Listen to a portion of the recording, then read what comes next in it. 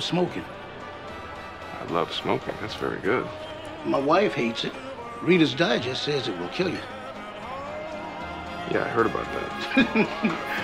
Ladies love their magazines.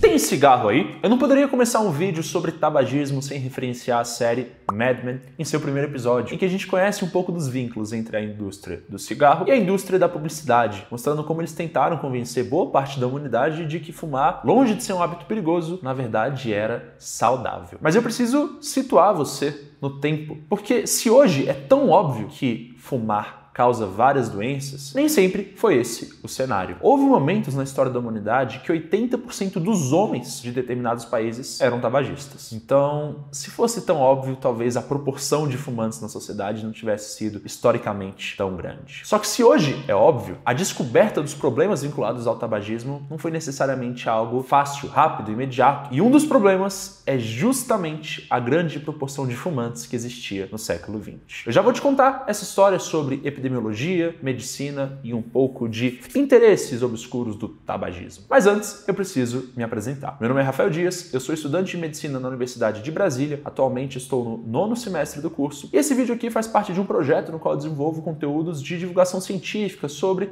medicina, epidemiologia, e eu sempre tento trazer uma ideia de história da medicina junto com a epidemiologia para ilustrar os temas que eu desejo conversar. Hoje, entendendo a história do tabagismo, nós também vamos entender dois tipos de estudos epidemiológicos muito interessantes. Sem mais delongas, vamos lá.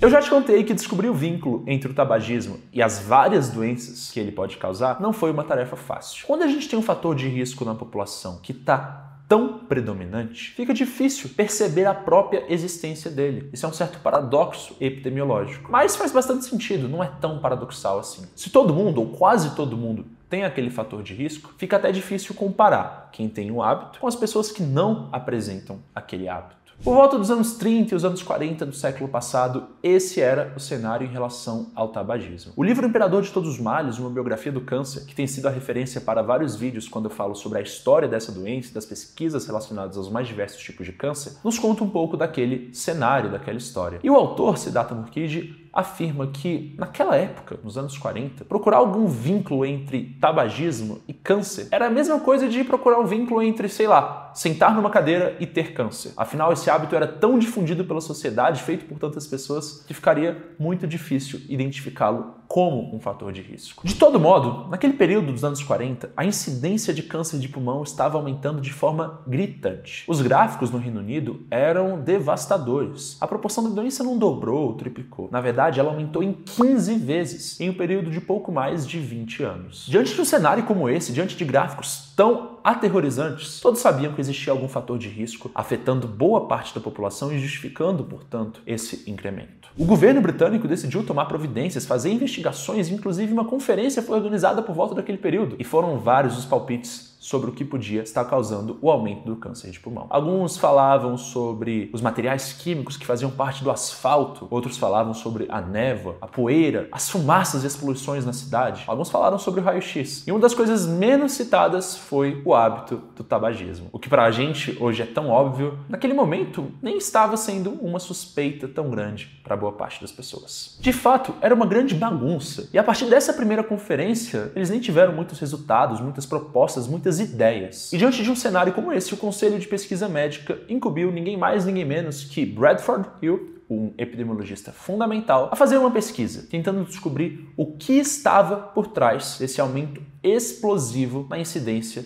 de câncer de pulmão. Se você não conhece tanto o nome desse epidemiologista, aqui vai uma dica. Bradford Hill é também o primeiro a executar um ensaio clínico randomizado, algo que ele tinha feito poucos anos antes de receber essa tarefa de descobrir o que estava causando o aumento na incidência de câncer de pulmão. Então o cara já era valorizado, já tinha inovado significativamente na epidemiologia, tanto que a gente atribui a ele algo que hoje é tão valorizado pela medicina baseada em evidências, e agora recebia uma tarefa talvez ainda mais complicada, porque em vez de ser uma investigação para descobrir se algum elemento é capaz de causar um efeito, ele estava fazendo o contrário, olhando o efeito e tentando descobrir qual, dentre das milhares de possibilidades, era a responsável pelo efeito que ele estava vendo. Só que ele era muito engenhoso, logicamente, os maiores nomes da epidemiologia tinham esse talento e conseguiu desenvolver algumas ideias, implementar alguns pensamentos para, de fato, pesquisar qual era a causa.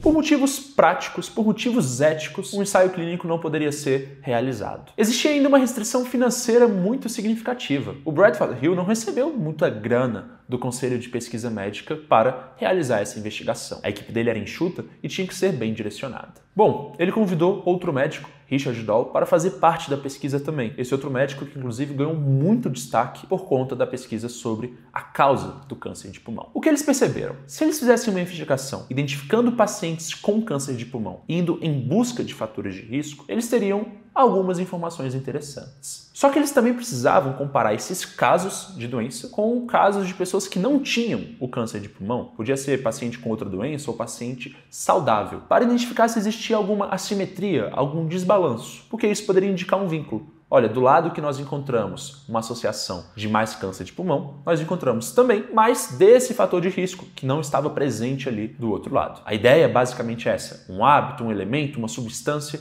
enfim, que estivesse distribuída de forma desigual. Reparou que eu falei de caso e reparou que eu falei de controle? É justamente esse desenho metodológico que eles adotaram, um desenho de estudo epidemiológico. Eles não foram propriamente ditos criadores desse tipo de pesquisa, mas com certeza foram um dos mais relevantes contribuidores naquele contexto em que os estudos de caso e controle estavam nascendo e se desenvolvendo significativamente. Desse modo, resumindo o que vimos até aqui, eles foram criando dois grupos, um com os casos e um com os controles, que eles identificavam casos e controles a partir dos hospitais de Londres, os principais hospitais da cidade, que serviam como referência para que essa pesquisa fosse realizada. Formado os dois grupos, a próxima etapa era justamente conseguir investigar sobre o histórico daquele paciente. A suspeição em relação ao cigarro não era extremamente considerável. E no grupo de pesquisa, uma das pessoas que estava conduzindo a investigação fumava pra caramba. O Richard Doll, que eu citei aqui como um dos investigadores principais nesse estudo, a cada intervalo que ele tinha, ele descia do prédio onde eles estavam reunidos e ficava fumando. Mas isso começou a mudar. Acontece que eles fizeram perguntas para os pacientes sobre os mais diversos fatores. Até mesmo peixe frito, e se preferia bacon ou presunto, estava na lista de perguntas. Eles não estavam encontrando associação para peixe frito, para presunto ou bacon no café da manhã, no jantar, para o tipo de asfalto, para onde a pessoa morava. Só que eles estavam encontrando uma associação, uma relevância estatística, digamos assim, para um hábito, que era justamente o hábito do tabagismo. E foi nesse momento que o Richard Doll parou de fumar. Ele falou: bom, acho que eu já sei o que é a causa, e interrompeu o hábito no dia que eles identificaram essa discrepância, esse resultado nos estudos. Nesse contexto da primeira pesquisa, caso controle que eu acabei de descrever, os resultados, como os gráficos que você está vendo agora no vídeo, deixavam bem nítida a relação. Inclusive, os autores estavam muito confiantes. Mas ainda existia um problema inerente ao tipo de estudo caso-controle. Esse tipo de análise tem alguns riscos de vieses consideráveis. E é difícil, muito difícil mesmo, utilizá-la para provar uma causa e um efeito. É como se a gente estivesse olhando pelo retrovisor, pelo menos esse é o exemplo que o livro O Imperador de Todos os Males traz. E distorções podem acontecer quando a gente tenta olhar para o passado e o que estava presente naquele momento. Bradford Hill e outros pesquisadores sabiam disso. E sabiam que talvez eles precisassem de algum tipo de pesquisa mais robusta para informar sobre os resultados. Por isso que depois dessa pesquisa do caso de controle, publicada em 1950, eles continuaram com investigações, agora mudando um pouco do formato da pesquisa, justamente com o pensamento de trazer uma prova que convencesse mais a sociedade, as associações de saúde, para implementar alguma mudança.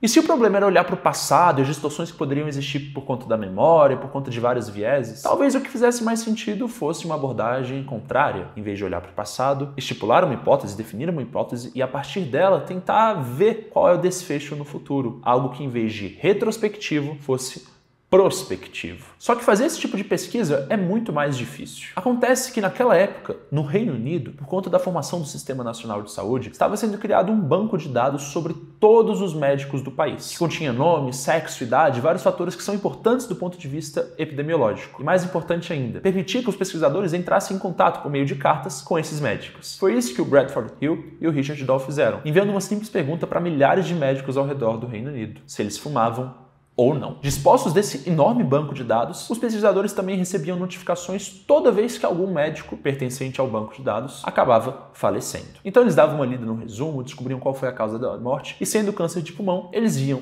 no banco e assinalavam aquilo. Em resumo, como eles já sabiam o hábito desde o princípio, porque é uma investigação que ela estava olhando para o futuro, eles conseguiam fazer uma mudança no banco. Uma coluna para quem fumava, outra para quem não fumava. E isso foi deixando muito nítido o tabagismo realmente como um fator de risco. E nesse momento, tornou-se gritante a associação do tabagismo com os casos. O livro Imperador de Todos os Males cita um pouco dessa história. Quando essas mortes foram distribuídas entre fumantes e não fumantes, a correlação saltou os olhos. Todas as 36 mortes ocorreram entre fumantes. A diferença entre os dois grupos era tão significativa que Dahl e Hill nem precisaram aplicar complexas medições estatísticas para estabelecê-lo. Inclusive, é justamente nesse contexto de pesquisa sobre o cigarro como causa de câncer de pulmão que o Bradford Hill trabalha para estabelecer os famosos critérios de causalidade que levam o seu nome, critérios de causalidade de Bradford Hill. Eu ainda vou produzir vídeos aqui no canal sobre esse assunto, porque é um debate muito interessante do ponto de vista do conhecimento, do ponto de vista da epidemiologia. Só que o mais legal agora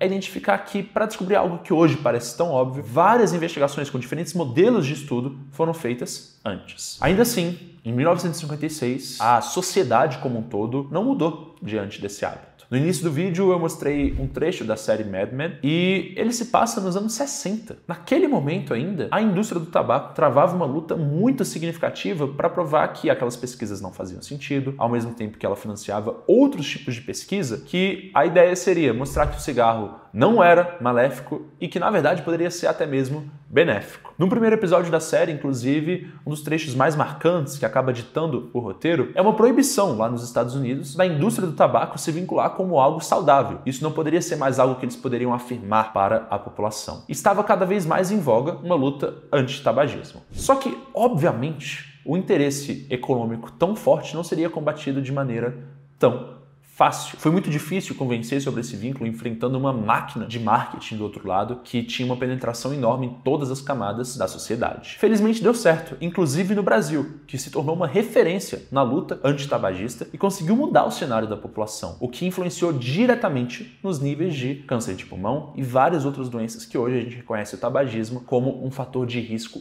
essencial, fundamental, extremamente perceptível. Eu espero que você tenha gostado desse vídeo, eu espero que você tenha gostado da referência, e se foi o caso, lembre-se de dar um joinha, deixar o seu comentário e seguir o meu canal. A gente se vê nos próximos vídeos.